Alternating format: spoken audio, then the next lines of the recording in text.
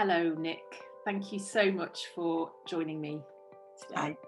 And agreeing to sharing some of your time so that we can talk about this huge, vast topic, well-being. And it's a topic that is really close to my heart, and I know it's a topic that's close to your heart as well, which is one of the reasons why I wanted to speak to you today. So we've got Global Wellbeing Week coming up. It's the 21st to the 30th of June.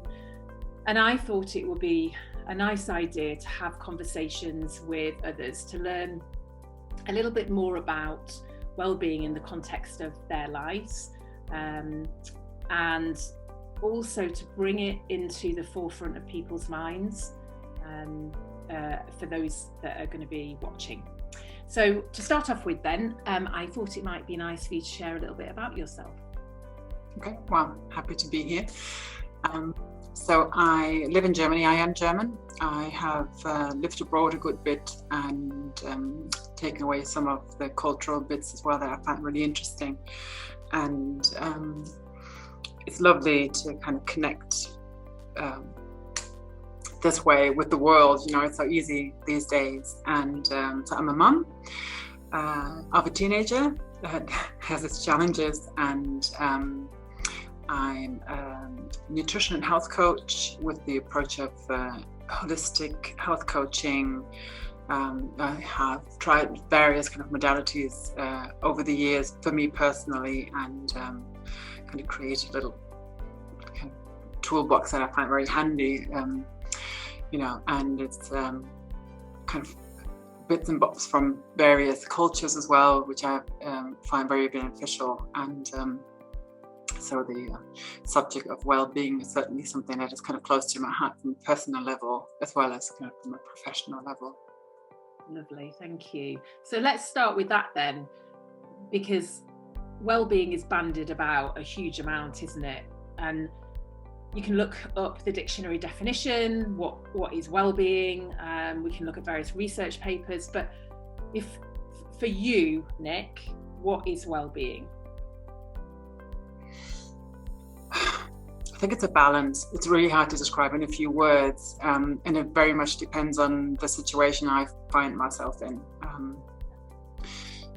I find there's never kind of a one-size-fits-all approach, and I react differently to different situations anyway, so that I'm glad that there are different ways of dealing with an individual situation. And I think it's a little bit of everything, really. I don't believe that if you have a clean diet that makes you necessarily feel happy and fulfilled all around. So I think well-being is when all the different parts of me are in balance and in harmony. I like that, that's lovely. So all the different parts of you are in balance and in harmony. And how then, the mind. And the mind, did you say? So body, mind and spirit, basically. Body, mind and spirit. And how has that been, how has your well-being been impacted over the last year with everything to do with the pandemic? Big question. Very interesting journey for sure. A lot of time to do kind of navel gazing and kind of taking a good look at things that work and that don't work, and that kind of sent me off on a journey. Then there were lots of opportunities to connect online, globally, lots of summits and stuff that was available, and in courses. So it has been an opportunity to really to kind of take a good look at my life and my path and where I want to go. And there have certainly been times where it was a bit overwhelming, and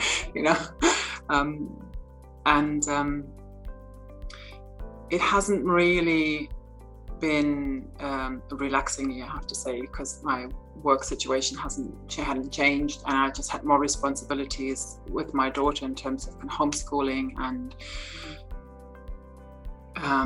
having a lack of space due to kind of constant presence and that I wasn't used to. So I work from home, and then I'm kind of used to having space to myself, and then there was suddenly kind of homeschooling, you know, that was a bit of a challenge, and there was also work at the same time.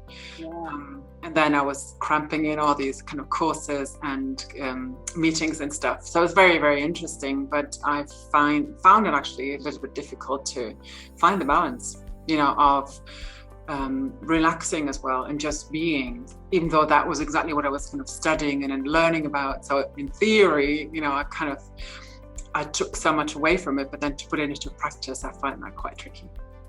I don't think you're alone at all. I think, you know, the almost that thirst for the knowledge and the love of the learning, and then as you say, so what's helped you to find that balance then? So if you again, still focusing on that last year, you know, you're certainly not alone, and I'm sure that there are people watching this that this really resonates with, where you're working from home but you're also homeschooling. How, you know, with what comes there, but also being incredibly busy with work. So how did you manage that in terms of your own well-being and also your daughter's well-being, I suppose? I didn't always handle it terribly well. Let's talk about that as well, Nic, because it's not all about, you know, we're human, aren't we? Oh no, for sure. I mean, it felt like I was kind of being propelled forwards with all the things that were available, and so what was tricky a little bit was the balance between just functioning all the time as a mum, as in you know, as a work person, and whatever, family member and all that stuff, and then also having a bit of fun. And I kind of tend to forget sometimes, you know, that I'm not just here to function, but also just to feel a little bit more lighthearted. And I think that was missing a bit because it wasn't possible to meet people in person. So the way I met people was through workshops or summits or, you know, courses. But that was all about working on myself. So it kind of became apparent that sometimes I just need to have a laugh as well. And if that's kind of silly dancing to music or watching something funny on telly or just having a fun chat with a friend, deliberately having fun kind of during the conversation. You know, I did spend a good bit of time out in nature walking, really, just to kind of free my head. And I was trying not to always put my earplugs in and listen to something as well, like an audiobook or podcast or something, you know. So they were kind of really, really good phases as well, but I felt like it kind of accumulated, and then I got to a place where I felt a bit overwhelmed. And what has kind of helped me through was to have a community, so like a mindful self-compassion community, where it's kind of asked for to just be really yourself and be vulnerable and practice to be true to yourself and be authentic. And that I found that incredibly beneficial, because there were the reminders to just be a compassionate mess, just to be who you are, just to take that on and not try and make it go away, but actually to be with it. So those were kind of the moments where I could really charge my batteries, or where I was reminded as well how important it is for everybody around me to charge my batteries and to take care of myself and to breathe. And, you know, there are different ways of taking care of yourself. And it wasn't a matter of remembering to actually do that and then finding the one that works, because not everything works every time. And with, you mentioned the overwhelm there, Nic. So what, and I talk on one of the wellbeing workshops about this, about kind of the warning signs. So what are the warning signs that we are not a well-being? So for you, what are your warning signs? Strong reactions to kind of harmless situations, really. I think flying off the handle when I feel like I'm really on the edge and it's not necessary. So there is a part of me that's aware of what's going on. It's going, okay, where's that coming from? And I kind of have to then cop on, in a sense, it's physical stuff as well. Just this, I think it is this overwhelm that kind of builds up where I feel physically quite tense.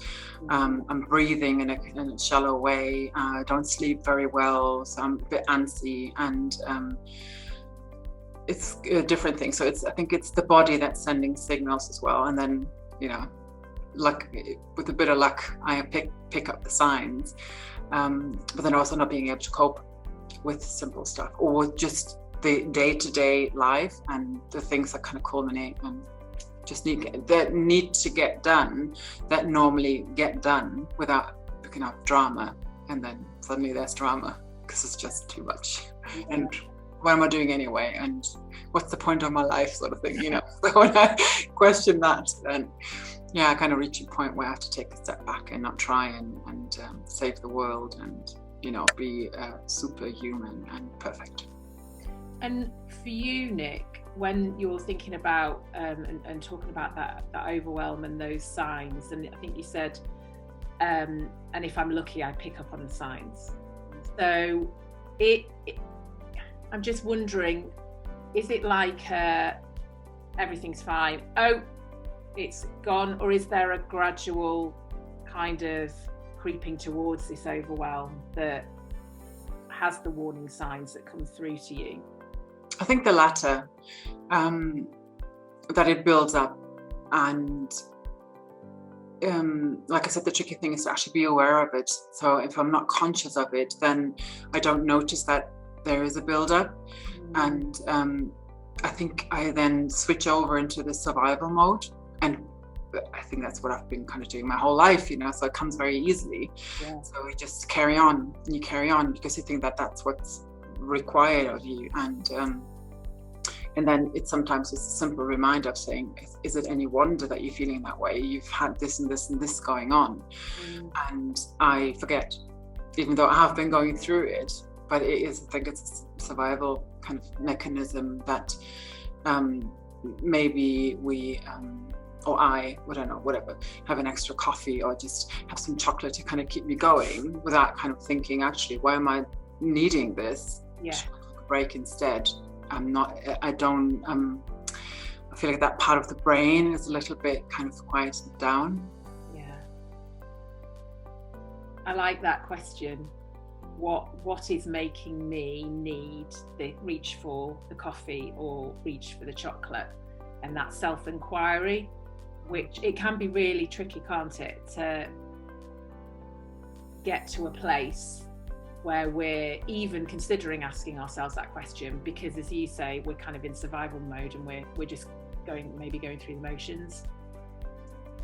Well, it's the inner critic, isn't it, that keeps us going. It's rather that there's criticism there and frustration with oneself than compassion, and the thought of, for you, that's really hard. Take a breath. It's like, why can't I just get this done? Why is it so hard? Those kind of questions. And then that kind of makes me feel a little bit desperate. And then, so on top of the stress, there's the kind of frustration and feeling bad and whatever else is triggered, it really depends on the situation, but there is other stuff triggered from the past. And then maybe there's some shame there as well. And then with that, the desire to kind of keep quiet and not talk about it, then I don't have the opportunity for somebody to point something out to me and say, hang on a minute, Yeah. That sounds hard. It is. Well, it is until it isn't, because I think that's what this year has given me as well, a little bit more space actually for myself. So that was the upside of having so much kind of space for myself, rather than meeting people for a laugh or whatever, just engaging with people in a physical, doing something outside. There is the more space, there was more time as well to just go deeper with the work, and it's not just mindful self-compassion or other things as well, that just encourage me to practice, to be aware of what's going on, and then how to deal with it. Definitely. Or how to start to deal with it anyway. And so what helps you then to be balanced.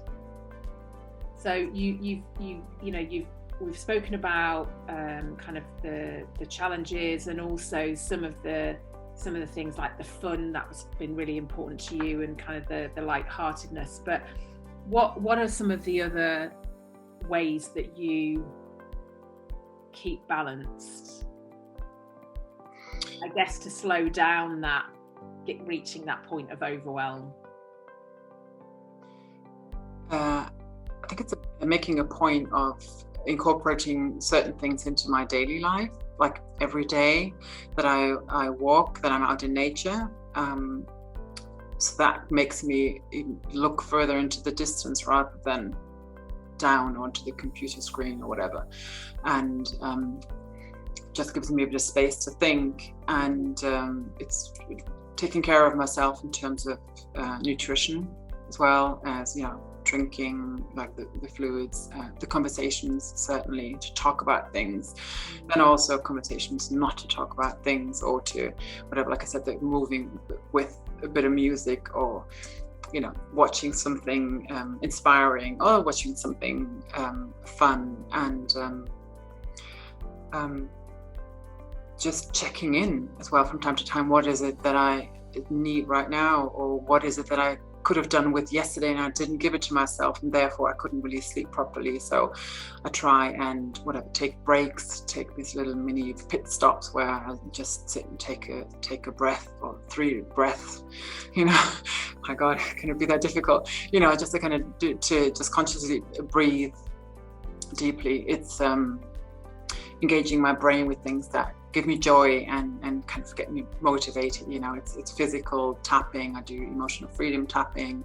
There are other things that I do. I use a tuning fork or whatever, work with the thymus and stuff like that. So it's to incorporate kind of the body with the mind a little bit as well. But then also trying to give that a bit of a break by then walking in nature, listening to the birds. Yeah, I love that. I really love that. And when you spoke about the breath, I mean, we've had conversations, haven't we? In fact, the other weekend, I was like, I don't understand what's going on with my stomach, and quite clearly, it was my. I think I knew what it was, but I needed somebody to point out and to kind of share what it was. And I think something as simple as the breath, and how we use our breath, and what's happening internally, and where we're holding our attention, and kind of it's so simple, isn't it? Yet so many of us don't kind of have it as something in our minds, because it's almost like an automatic thing.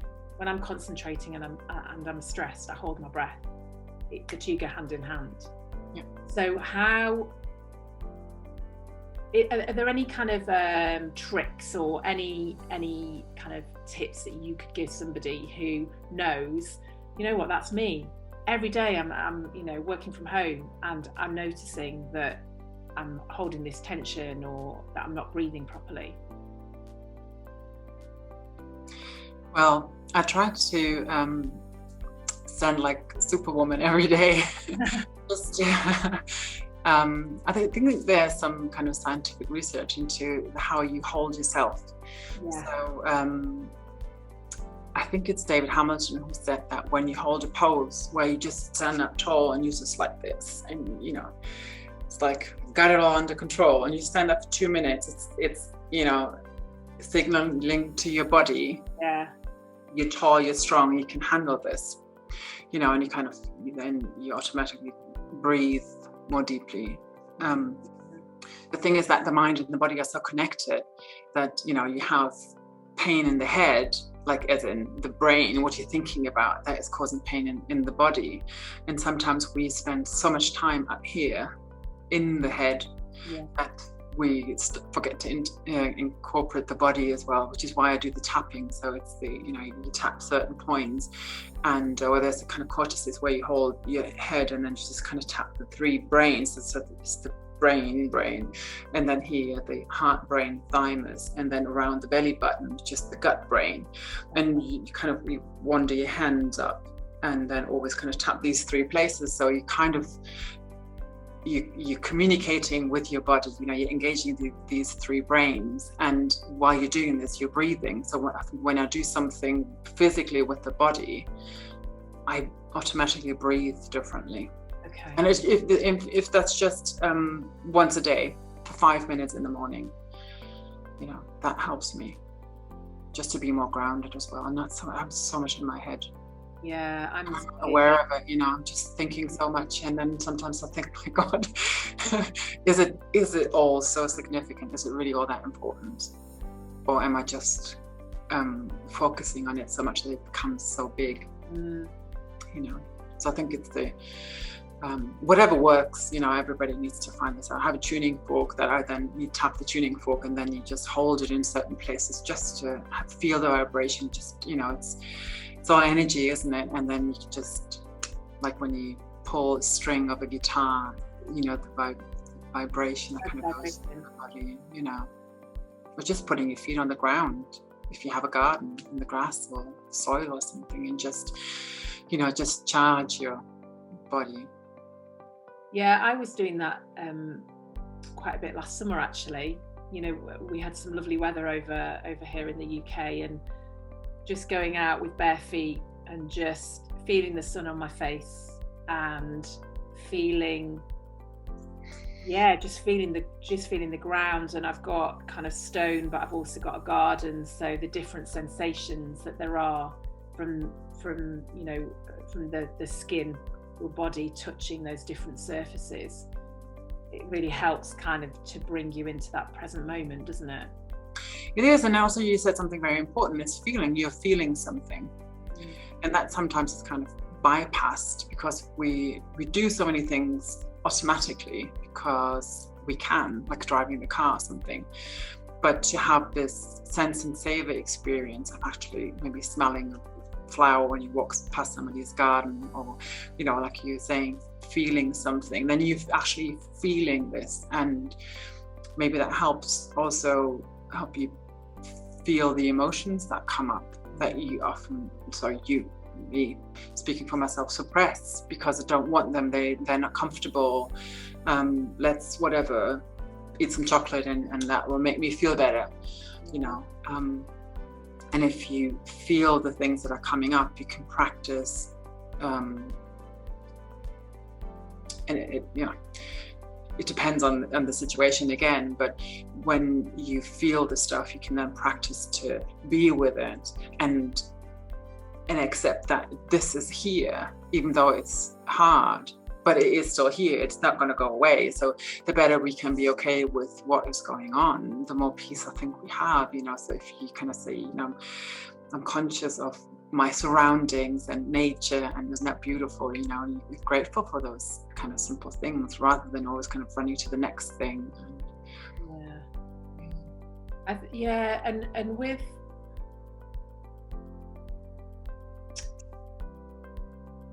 I think that I know myself that if I don't acknowledge how I'm feeling, then all that's going to happen is that feeling is going to grow and get bigger and bigger. Now, this tends to be the feelings that are possibly associated kind of with the negative, the unhelpful feelings. And it's taken me a long, long time, years, to not be afraid of the unknown of what this feeling is.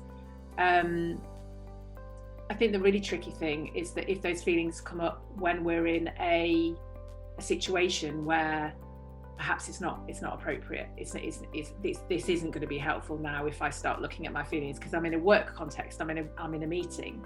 Mm-hmm. What do you think can help with that? Because this is, this our own well-being, our feelings, taking care and protecting ourselves whilst we're perhaps in an environment where it's not appropriate, it's not going to be helpful for us to bring up the feelings. Various things. You can try and affirm something, I'm going to be okay, or I'm okay. Or you could put a hand on your heart just to hold yourself and to acknowledge this is difficult situation, this is how it's going to pass. It's like a dark cloud that's passing the sky. You can consciously feel yourself in 3 places, like the feet on the ground, the butt on the seat, and maybe the hand on your heart. And then that way you kind of bring yourself back into the body, because you have to try to concentrate on 3 places in your body where there's kind of contact with the surface. You know, you can try the breath, you can incorporate the breath. It doesn't have to be visible to other people. It doesn't have to be long. You could maybe take yourself away to the toilet for 2 minutes and just take care of yourself or something, you know. Yeah. But like what you were saying, when you try to ignore those things, they don't go away, you know, but you still might want to avoid them. But if you just maybe acknowledge them, oh, that feels really, really hard right now, maybe that helps you kind of move on. Yeah. You know, I do, when I have panic, I tap the places, because so I then affirm things like, this is really hard, but I know I can handle it. Then I'm doing something with my fingers and I'm thinking of something, so I'm kind of reassuring myself, and with these kind of things going on at the same time, I can't really kind of panic. It's really strange. I'm pulling myself back in, you know, but I can't necessarily do this while I'm driving the car or something, you know. So it is maybe kind of taking a deep breath into the belly, or sniffing, so that you have a bit of movement in the diaphragm, you know, and one nostril. Yeah, you can cover one nostril and then sniff in the breath, so that, because when you're panicking, you're just breathing up here, but you want to breathe into the belly.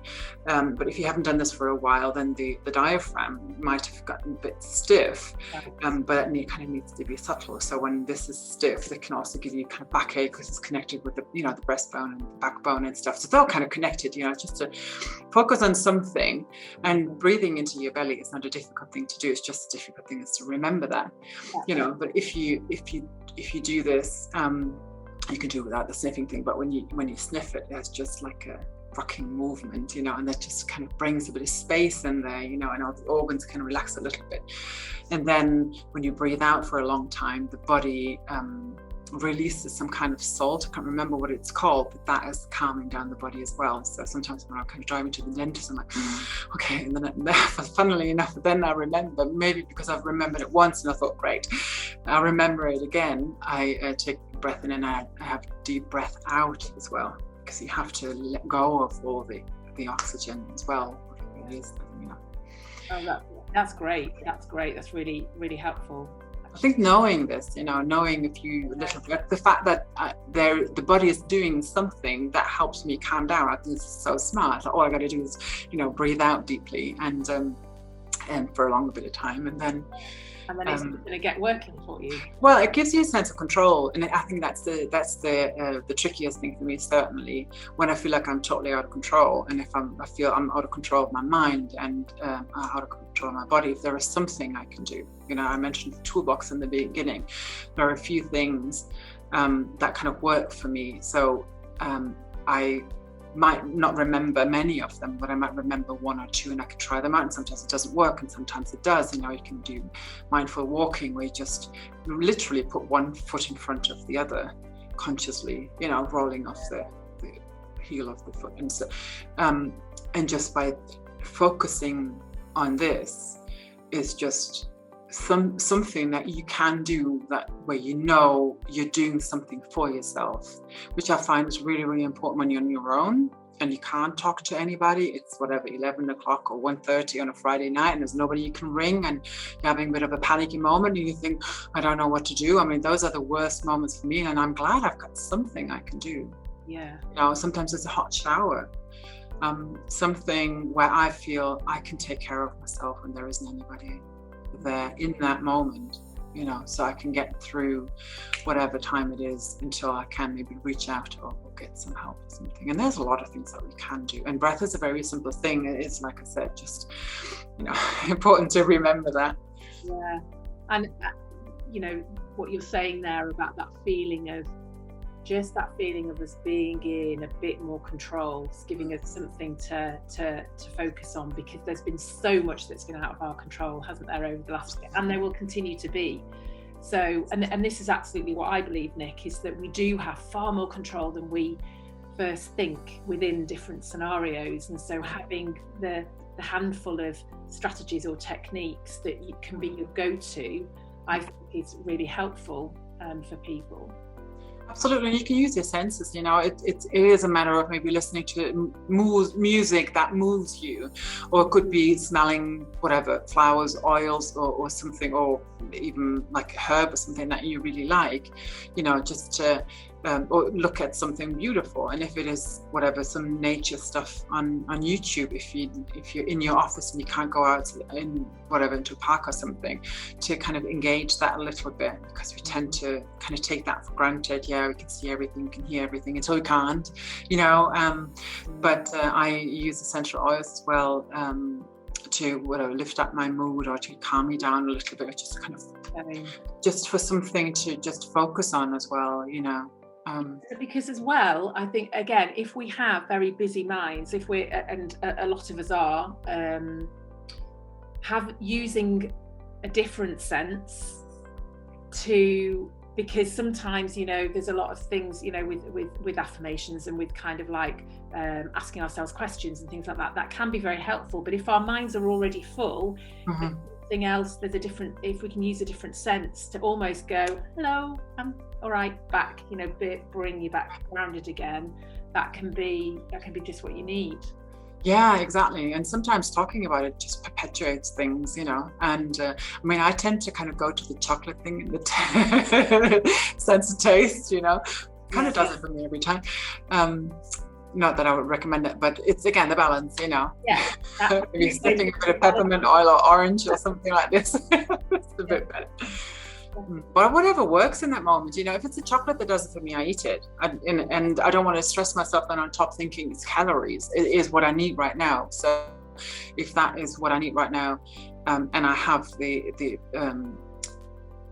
opportunity to give that to myself, I do, which is more important than thinking about the calories or whatever stupid thing you might want to watch on YouTube. Yeah, no, I think it's very individual, and I think it is really being true to yourself and figuring out what is it that helps me, regardless of what people think. Yes, and that's it, isn't it? What is it that will help me, regardless of what other people think? And I think, I'm just conscious of time, and I would love to go on for so much longer with you, because I think that this thing about what other people think and how that influences our actions. And I think that there's still a lot around well-being about it being selfish, and about us do we really feel comfortable putting our needs ahead of others? But if we don't, then what's the impact that can have? But maybe that's for a second conversation that we have. Yes, that would be great. And the thing is, again, with what people think and how much that influences, it's so automatic. We're not aware of it a lot of the time. So awareness is a massive big step, before you even do anything, just being aware of stuff, that is quite big in itself, and acknowledging that as well. Yeah, absolutely. Okay, if, just to end on this then, Nic, if out of everything that you've shared, or it might be something different, if there was one piece of advice or one top tip that you would share with somebody that wanted to enhance their well-being further, what would that be? It's I think it's what I do every day, walking for 20 minutes at least, just moving the body and being out. If you don't have a park or garden, whatever, or a forest or something, still walk, because it's the movement that kind of where the body can release a lot of stuff, and maybe you can just take your mind off and see other things. Just every day, 20 minutes. Make it 10 if you don't have 20 minutes. Movement. Wonderful. Just have movement on a regular basis. Oh, that's great. Thank you so much for sharing all of your insights and your experiences there, Nic. That's fantastic. It's been a pleasure. Thank you for having me. Thank you so much.